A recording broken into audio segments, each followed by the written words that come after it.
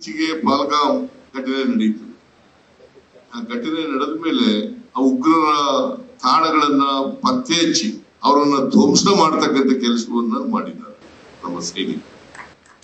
ಇದು ನಮ್ಮೆಲ್ಲರಿಗೂ ಕೂಡ ಹೆಮ್ಮೆಯ ವಿಷಯ ಅಂತ ಹೇಳಿ ನಾನು ಹೇಳಲಿಕ್ಕೆ ಬಯಸ್ತಾ ಇದ್ದೇನೆ. ಇಡೀ ಭಾರತೀಯ 140 ಕೋಟಿ ಜನರ ಹೆಮ್ಮೆಯ ವಿಚಾರ.